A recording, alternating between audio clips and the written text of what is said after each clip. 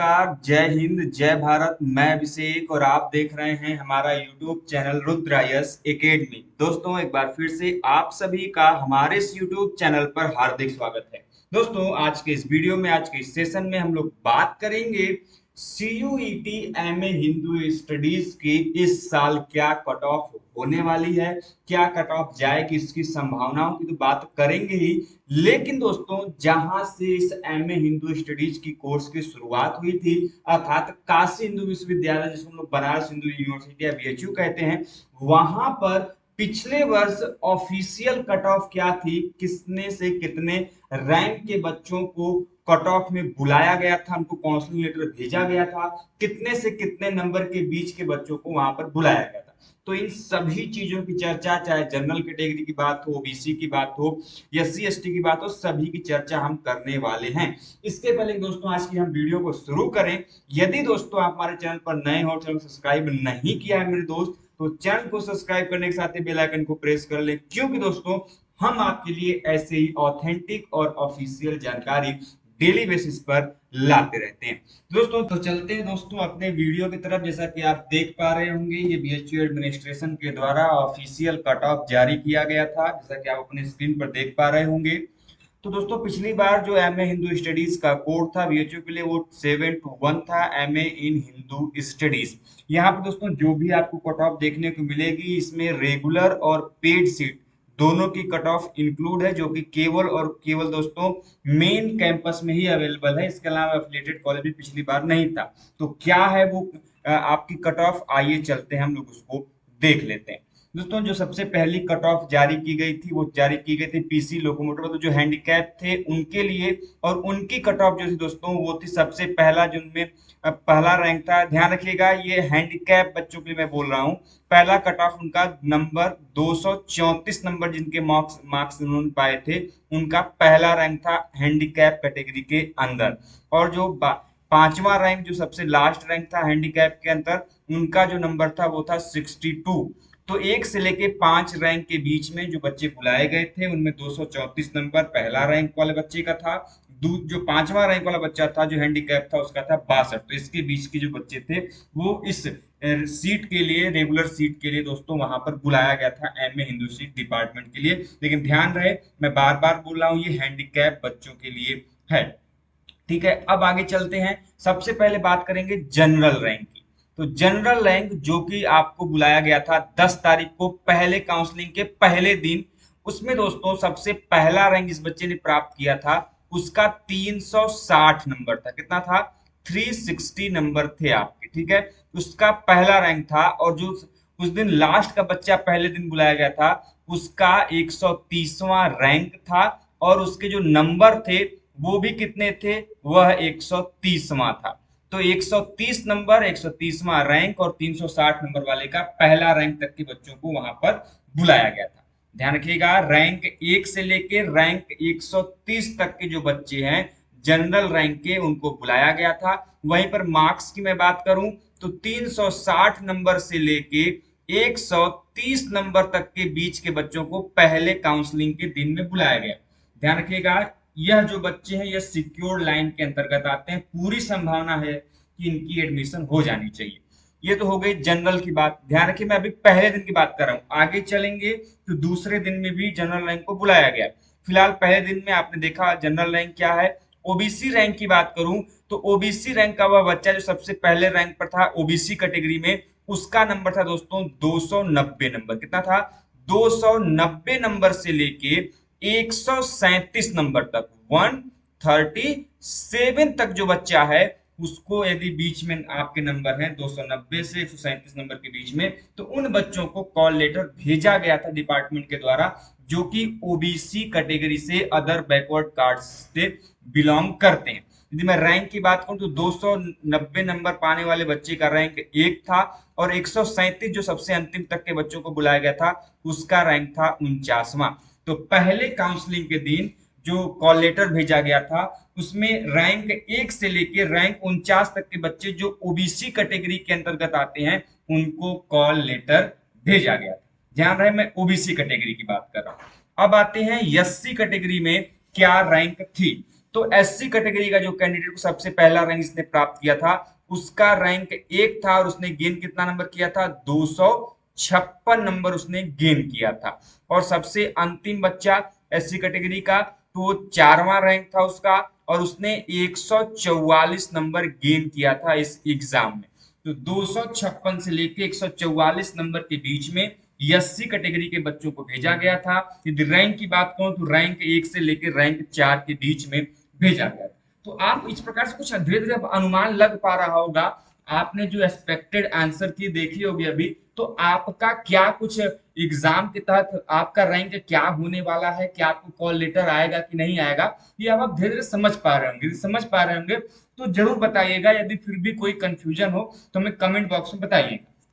अब ये तो हो गई एससी की बात। अब आते हैं एसटी की रैंक के लिए कितने बच्चों को कॉल लेटर भेजा गया था, ऑफिशियल कट ऑफ क्या थी उनकी। तो एसटी का बच्चा रैंक एक ही बच्चे को भेजा गया था जो कि रैंक 1 का बच्चा था, जिसने 144 क्या किया था, मार्क्स गेन किया था। इसी एक अकेले बच्चे को भेजा गया था इस कैटेगरी में उसको कॉल लेटर।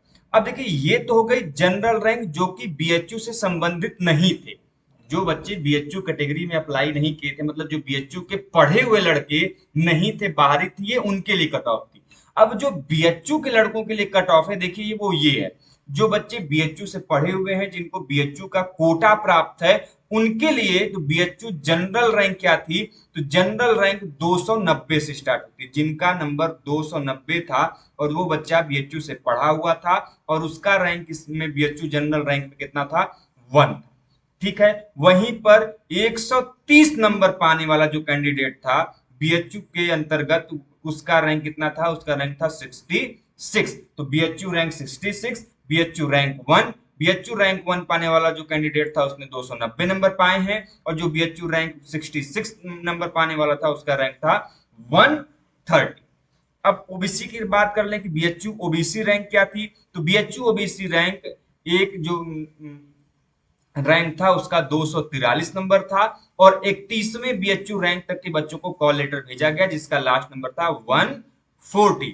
तो 140 तक का जो बच्चा था जिसने मार्क्स गेन किया था और उसके ओबीसी बीएचयू रैंक कितनी थी, 31 थी, उसको कॉल लेटर भेजा गया था। इसके अलावा बीएचयू, यदि हम एससी रैंक की बात करें, जो कि बीएचयू के स्टूडेंट और एससी कैटेगरी के हैं, तो उनके लिए जो कट ऑफ बनी थी, तो वो केवल एक ही कैंडिडेट था जिसका रैंक 1 था और उसने 256 नंबर गेन किया। तो ये हो गई बीएचयू के बच्चों की बात, ओबीसी, एससी, उसके अलावा जनरल कैटेगरी के बच्चों की बात।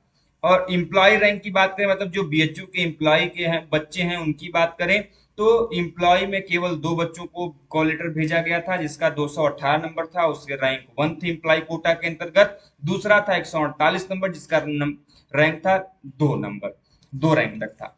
अब देखिए सबसे इंपॉर्टेंट चीज कि ईडब्ल्यूएस की रैंक क्या रही। कई बार कई बच्चे इन्होंने इससे फॉर्म भरा होगा कि भाई ईडब्ल्यूएस की रैंक क्या है सर, कहां से कहां तक एडमिशन के लिए चांसेस हैं, संभावनाएं हैं। तो ध्यान रखिएगा, ईडब्ल्यूएस की जो रैंक के लिए कॉल लेटर भेजा गया था वह 284 नंबर से लेकर के 284 नंबर से लेके 130 नंबर तक के बच्चों को कॉल लेटर भेजा गया था। जिस कैंडिडेट ने ईडब्ल्यूएस कैटेगरी से 284 नंबर प्राप्त किया था पिछली बार, उसका रैंक 1 था ईडब्ल्यूएस कैटेगरी में, और जिसने 130 नंबर प्राप्त किया था उसका रैंक था ईडब्ल्यूएस में कितना कैटेगरी में, 38 रैंक था। तो ये ईडब्ल्यूएस कैटेगरी के मार्क्स और आपके रैंक हैं। आप अपना इस प्रकार से अनुमान लगा सकते हैं जो ईडब्ल्यूएस कैंडिडेट हैं, यदि इन बीच में आपके रैंक हैं, नंबर हैं, तो आपको पूरी संभावनाएं है कि इस बार भी आपको कॉल लेटर जाने की पूरी संभावना है, इतना मान के चलिए। तो ये कुछ था दोस्तों, अभी मैं बात कर रहा हूं पहले दिन के काउंसलिंग लेटर की, जो कि पहले दिन के बच्चों को भेजा गया था। ये तो बात हो गई पहले दिन के बच्चों की। अब आते हैं कि दूसरे दिन का जो बच्चा था उसके लिए क्या रैंक था। तो ध्यान से देखिएगा भाई, दूसरे दिन के बच्चों का रैंक क्या था, थोड़ा सा इसमें अंडरस्टैंडिंग थोड़ा सा दिक्कत हो गया है पीडीएफ में, लेकिन ध्यान से देखेंगे तो आप समझ पाएंगे कि जो जनरल रैंक का बच्चा था जो दूसरे दिन उसको भेजा गया था, वह 131 रैंक से लेके 131 रैंक से लेके 261 रैंक तक के बच्चों को भेजा गया था, जिसमें कि उसके मार्क्स 129 से लेके 20 मार्क्स तक के बीच के जो बच्चे थे उनको कॉल लेटर भेजे गए थे। तो भैया ध्यान रखेंगे, क्या रखेंगे कि 129 से लेके जो 20 नंबर तक के कैंडिडेट हैं जो जनरल कैटेगरी के हैं, जनरल रैंक उनकी जो है वो उनको भेजा गया था। कितने से कितने नंबर तक के बीच के बच्चों को, रैंक के बच्चों को 131 से लेके 261 रैंक के बच्चों को भेजा गया। अब आप देख पा रहे होंगे कुछ इस प्रकार, आपको समझ में आ रहा होगा। इससे समझ में क्या आता है भाई कि 20 नंबर तक के बच्चों तक को कॉल लेटर भेजा गया। इससे आप ये समझ पाइए कि ये जान लीजिए कि इसमें जो फॉर्म भरे गए हैं, जो फॉर्म्स भरे गए थे पिछली बार, उनकी संख्या बहुत कम रही होगी। हमको नहीं लगता कि 500 से ज्यादा फॉर्म पिछले साल भरे गए होंगे, या फिर मान लीजिए 1000, मतलब मैं जनरल कैटेगरी के 500 की बात कर रहा हूँ। यहाँ पर टोटल मैं बात करूँ तो 1000 फॉर्म इस कोर्स के लिए अप्लाई किए गए होंगे। उसमें से कितने ने एडमिशन के लिए मतलब कि एग्जाम दिया होगा, छोड़ा होगा, वो अलग चीज है। तो आप देख पा रहे हैं कि मतलब एडमिशन के लिए पिछली बार उतनी जद्दोजहद नहीं थी, इस बार थोड़ा सा बस एडमिशन के लिए जद्दोजहद मिलेगी इस कोर्स के लिए। तो यदि आपका, मैंने बोला कि जो पहले रैंक वाले बच्चे हैं जिसमें 130 तक के नंबर तक का है, यदि उतने के अंतर्गत है, थोड़ा बहुत आप अपने आप को सिक्योर मान सकते हैं। और जिनका 180 प्लस नंबर है वो अपने आप को थोड़ा सिक्योर माने, और जिनके 200 प्लस नंबर हैं वो तो पूर्णतः एकदम स्वतंत्र हैं कि उनका एडमिशन तय है एग्जाम में। ठीक है, ये नंबर को आपको समझ में रख लेना चाहिए। देखिए, ये तो बात हो गई जनरल रैंक की। 100 दूसरे काउंसलिंग के दिन में 131 रैंक से लेके 261 रैंक के बच्चों को भेजा गया था। वहीं मैं बात करूं नंबर की तो 129 नंबर से लेके 20 नंबर तक के बच्चों को भेजा गया। ओबीसी रैंक की बात करता हूं तो ओबीसी रैंक 50 से लेके ओबीसी रैंक 94 तक के बच्चों को दूसरे दिन कॉल लेटर भेजा गया था। यदि मैं नंबर की बात करूं तो जो 50वां रैंक जिसने गेन किया था उसका 129 नंबर था, और जिसने 94 रैंक पे था उसका 29 मार्क्स था। तो बच्चों को यदि मैं रैंक के हिसाब से बात करूं तो 50 से 94 रैंक तक के बच्चों को ओबीसी कैटेगरी के दूसरे दिन कॉल लेटर गया था, और 129 नंबर और 29 नंबर के बीच के बच्चे वहां पर गए थे। एससी रैंक की बात करूं तो एससी रैंक के बच्चे जो रैंक 5 से रैंक 13 तक के बच्चों को भेजा गया था कॉल लेटर। उनके मार्क्स की बात करूं तो 120 नंबर से लेके 55 नंबर के बीच में उनको कॉल लेटर गया हुआ था। एसटी कैटेगरी की बात करता हूं तो रैंक 2 से लेके रैंक 7 तक के बच्चों को कॉल लेटर भेजा गया था, जिसमें 115 नंबर से लेके 40 नंबर के बीच में जो कैंडिडेट हैं उनको कॉल लेटर भेजा गया था। वहीं पर ये तो बात हो गई जनरल की बात है, जो बच्चे बीएचयू से संबंधित नहीं है, जिनका संबंध बीएचयू से नहीं, वो बाहर से पढ़े हैं, उनके बारे में। जिनका बीएचयू से संबंध है, यदि बीएचयू जनरल रैंक की बात करता हूं तो बीएचयू जनरल रैंक 69 रैंक जो है 69 रैंक से लेके 120 रैंक तक के जो बच्चे हैं जो बीएचयू रैंक की बात में, ये ध्यान रखिएगा, ये जो रैंक है ये बीएचयू रैंक है। बीएचयू की अलग से रैंक बनेगी। यदि आप बीएचयू से पढ़े हैं तो आपकी एक जनरल रैंक अलग बनेगी, बीएचयू रैंक अलग बनेगी, ये सभी चीजें रैंक अलग अलग बनती है, तो ध्यान रखिएगा। तो वे कैंडिडेट जो बीएचयू रैंक उनका 69 से 120 के बीच में था उनको भेजा गया था। यदि बीएचयू की जो 69 जो कैंडिडेट था उसका 128 मार्क्स था, जिसने बीएचयू रैंक 169 गेन किया था, जिसने 120 था उसका मार्क्स 20 था। वहीं पर बीएचयू ओबीसी रैंक की बात करता हूं तो रैंक 32 से लेकर रैंक 47 तक के बच्चों को, जो कि बीएचयू ओबीसी रैंक के बच्चे थे, उनको कॉल लेटर भेजा गया था। 128 मार्क्स से लेकर 29 मार्क्स के बच्चों को भेजा गया था। वहीं पर बीएचयू एससी कैटेगरी के रैंक के बच्चों की बात करता हूं तो रैंक 2 से रैंक 3 के बच्चे जो बीएचयू एससी रैंक था उनका उनको भेजा गया था। वही मैं नंबर की बात करूं तो 120 से लेके 70 नंबर के बीच में उनको भेजा गया था। बीएचयू एसटी रैंक की बात करता हूं तो वही रैंक 1 से लेके रैंक 4 तक के बच्चे जो 115 से लेके 40 के बीच में उनको भेजा गया था। इंप्लॉय रैंक की बात करूं तो रैंक 3 से लेके 4 तक के बच्चे जो थे वो उनको भेजा गया था। वहीं पर बीएचयू ईडब्ल्यूएस रैंक की बात करूं, सॉरी ईडब्ल्यूएस रैंक की बात करता हूं, पहले ईडब्ल्यूएस की मैंने बात की थी, दोबारा दूसरे दिन जो ईडब्ल्यूएस रैंक भेजा गया था कहां से, जिनका ईडब्ल्यूएस 40 से लेके ईडब्ल्यूएस रैंक 72 तक था, अर्थात 126 नंबर से लेके 20 नंबर तक के जो बच्चे थे उन्होंने क्या किया था, पिछली बार उनको भेजा गया था। तो इस प्रकार ने आपने ओवरऑल देखा कि क्या कुछ कट ऑफ पिछले साल रही है। अब सबसे बड़ी बात निकल के आती है कि इस साल क्या कट ऑफ होगी और इस साल क्या संभावनाएं हैं, जहां तक आप अपने आप को पूर्ण रूप से मान सकते हो कि मेरा एडमिशन होगा ही होगा। तो मैं दोस्तों आपको एकदम क्लियर एंड कट एक बात बता देता हूं कि जिन भी कैंडिडेट के 200 प्लस मार्क्स इस एग्जाम में, सीयूईटी एग्जाम में उन्होंने गेन किए हैं, मेरा दावा है वो सभी के सभी बच्चे बीएचयू के लिए तो एलिजिबल हैं ही, साथ अन्य जो आपके यूनिवर्सिटीज है वहां पर भी वो बाकायदे पूर्ण रूप से एलिजिबल हैं। इसके अलावा जो बच्चे, ये बात कर रहा हूं मैं जनरल कैटेगरी की, जो बच्चे 180 प्लस हैं वो भी मान के चलें कि उनका भी एडमिशन जनरल कैटेगरी में होने की पूरी संभावना है। लेकिन मैं पूरी सिक्योरिटी की बात करूं, एकदम सिक्योर, चिंता मुक्त हो जाइए, तो 200 प्लस वाले बच्चे मान के चलें कि उनका एडमिशन तय है। 180 वाले मान के चलें कि उनका भी एडमिशन हो जाएगा, लेकिन थोड़ी बहुत हो सकता है कि दिक्कत ऊपर नीचे हो जाए, लेकिन 180 वाले भी अपने आप को मान के चलें।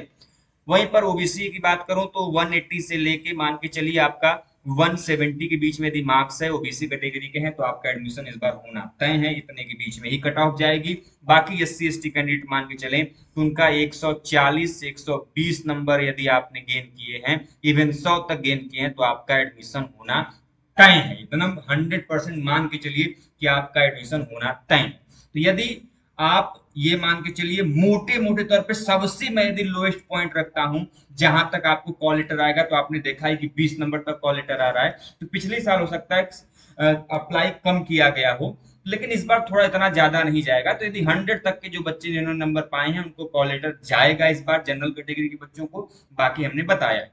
लेकिन एडमिशन 150 प्लस वालों का ही कंफर्म है, इतना मानिए, उसके नीचे तो मैं बिल्कुल नहीं आऊंगा।